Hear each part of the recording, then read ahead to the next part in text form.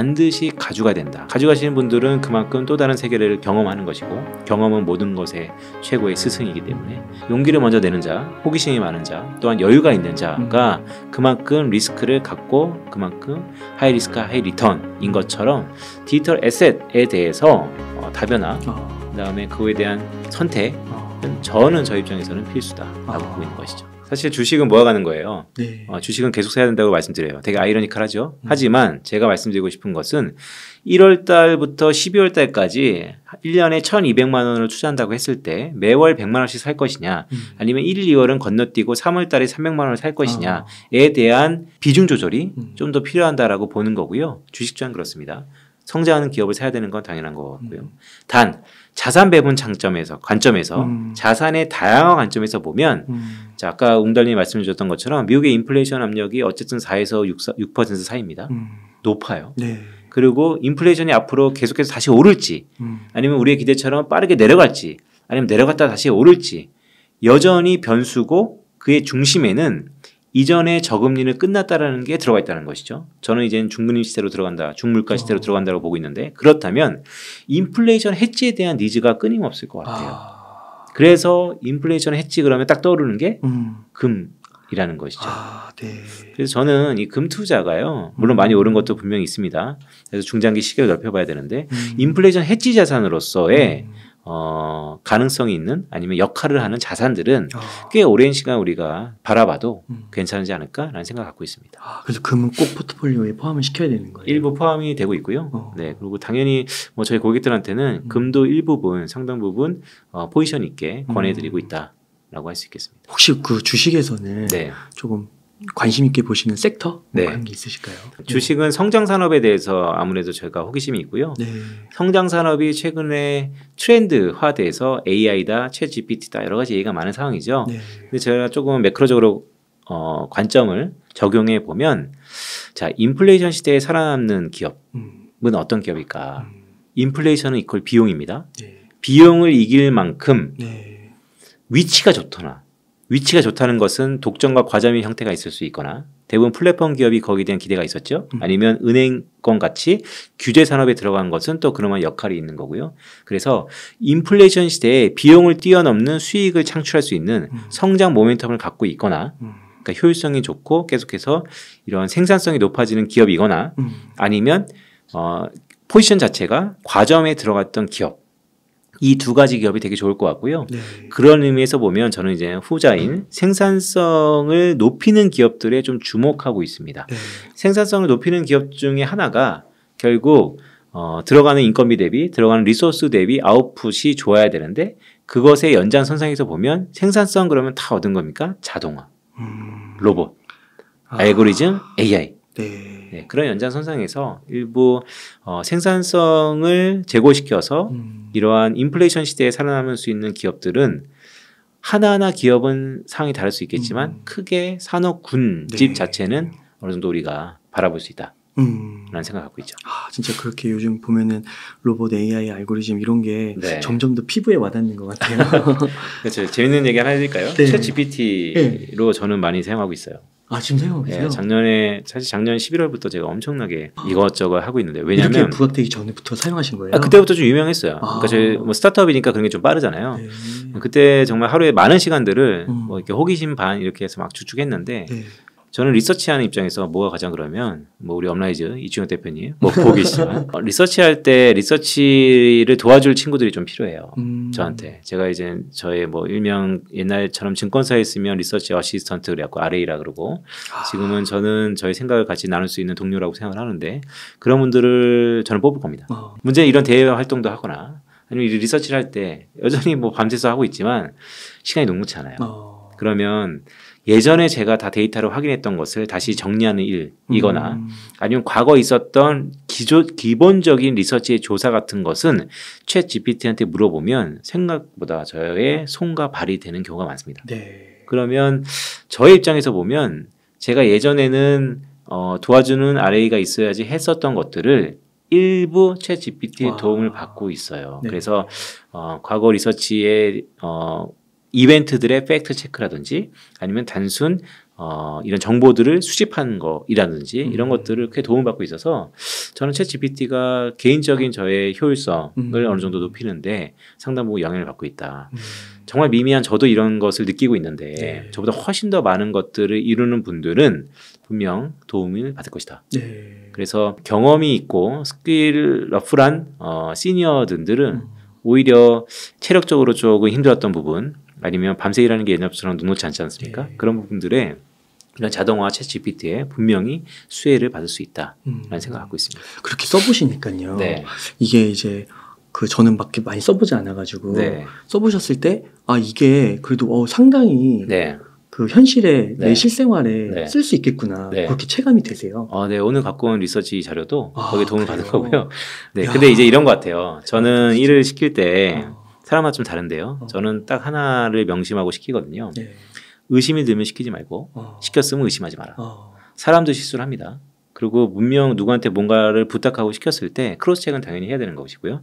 그래서 챗 GPT에 대한 기대감이 어느 정도에 따라서 실망도 할 수 있고 또한 놀랄 수도 있는데 저는 어쨌든 제가 했던 것의 범주 안에서 부탁을 하는 입장이니까 뭐 충분히 활용성이 높다라는 생각을 갖고 있습니다. 네. 그러니까요. 이 인공지능 챗 GPT 이거 보고 막 마이크로소프트나 구글이나 뭐 네이버나 다 난리 난 거, 네. 난리 난 것 같더라고요. 네, 맞습니다. 아까 금을 좀 얘기해 주셔가지고요. 네. 이제 또 관심사가 요즘에 그 비트코인도 흐름이 나쁘지는 않다고 그러더라고요. 네. 크립토 시장이 네. 네, 좋습니다. 연초 대비 한 30-40% 올랐다고 네. 비트코인 맞습니다. 봤을 때 비트코인이 또 디지털 골드 뭐 이런 네. 별명도 있잖아요. 비트코인 투자 좀 어떻게 보세요? 디지털 에셋 중에서 2세대인 스마트 컨트랙트와 연결된 이더리움이냐 아니면 BTC인 비트코인이냐 아니면 또 다른 웹 3.0에 불과한 또 다른 것이냐에 대해서 다 바라보는 게 조금씩은 달라요. 네.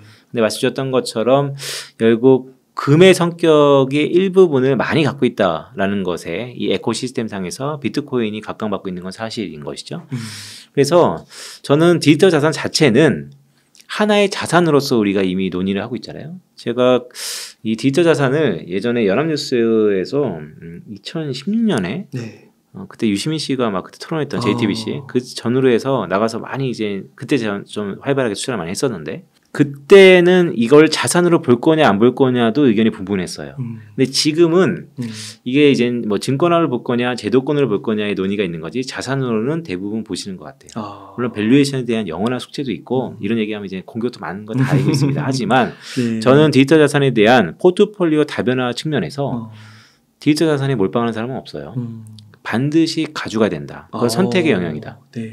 네, 가져가시는 분들은 그만큼 또 다른 세계를 경험하는 것이고 경험은 모든 것의 최고의 스승이기 때문에 그래서 저는 디지털 자산은 상당 부분 좋게 봅니다. 단 영원히 말끔하게 해석하지 못하는 밸류에이션에 대한 문제 더구나 과연 이것을 어떤 기준으로 사야 되는가 전통시장의 주식시장의 잣대를 갖다 보면 많이 설명이 안 되기 때문에 그런 의미에서 24시간 열리는 이 디지털 시장에서는 오히려 더 롱숏이라 그러잖아요.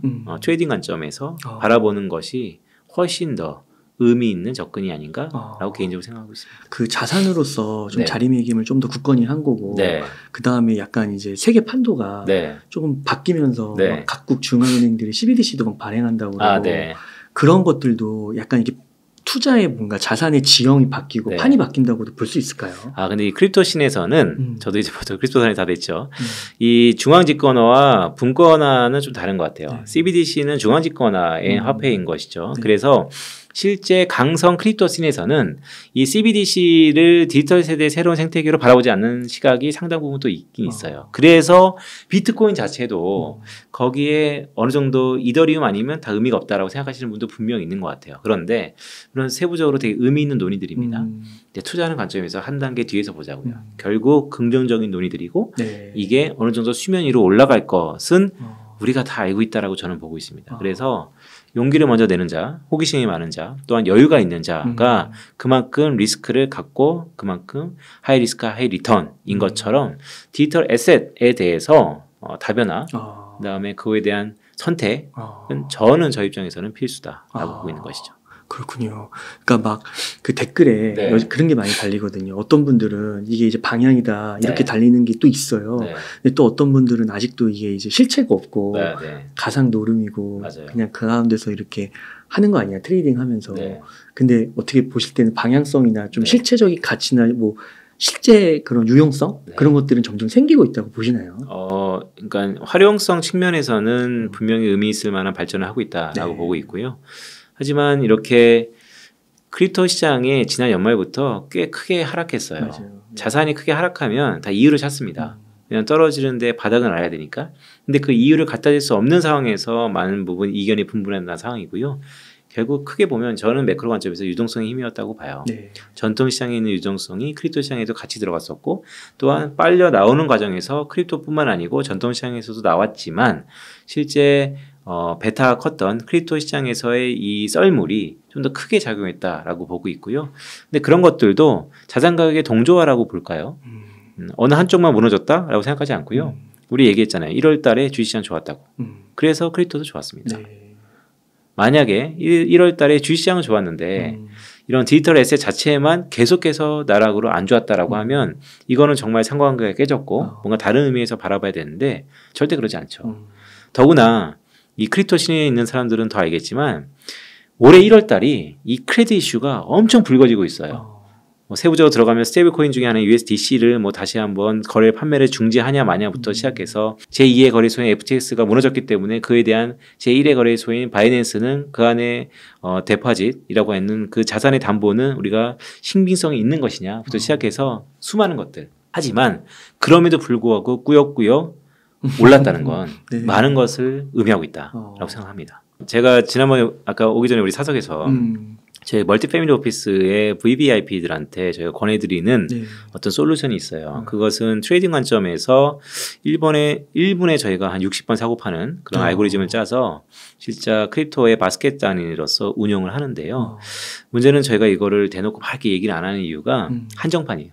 모든 알고리즘이 그렇지만 규모의 경제가 안 됩니다. 그러니까 규모가 1조, 100조, 1000조 되면서 똑같은 MDD와 똑같은 퍼포먼스를 내기는 사실상 어려워요. 그게 깨지는 거군요. 네, 그래서 적정한 규모가 있어요. 그렇구나. 그런데 이렇게 저희가 어떻게 보면 마케팅이고 어떻게 보면 이 마케팅을 활발하게 안 하는 이유가 저희도 마케팅만 하고 싶죠. 그런데 예를 들어서 제가 웅달님과도 친하고 신사임당, 김 작가만 다 친하지만 다 친한다고 그들이 다 나한테 100억씩 맡긴다 한데 다 받아줄 수 없어요.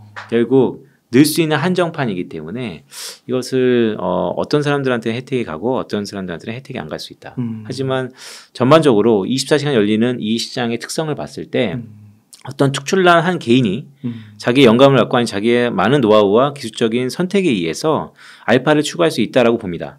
하지만 그것을 영원히 할 수 있을까에 대해서는 좀 회의적이기 때문에 결국 알고리즘 트레이닝으로 가야 되지 않는가라는 생각하고 있습니다. 그 성과 같은 것도 얘기해 주시면 좋을 것 같아요. 네, 성과 좋죠. 네. 저희 회사는 성과 좋습니다. 네, 성과 좋습니다. 네, 저는 뭐 듣긴 했는데